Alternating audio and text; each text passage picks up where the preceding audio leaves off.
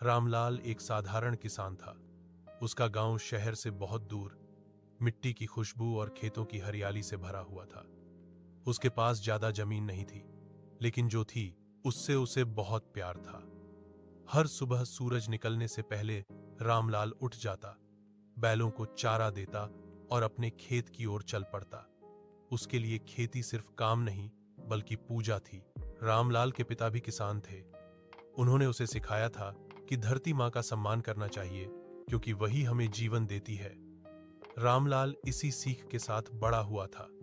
वह रासायनिक खाद की जगह गोबर की खाद इस्तेमाल करता और फसलों को बच्चों की तरह पालता।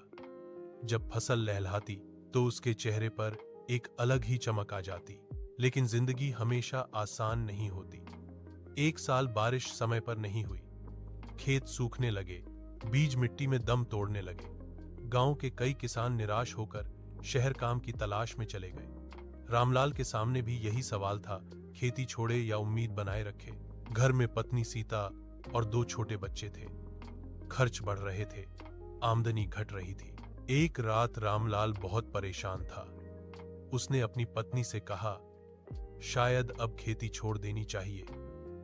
सीता ने शांति से जवाब दिया, अगर तुम हार मान लोगे तो धरती माँ का क्या होगा, जिसने हमें अब तक पाला है।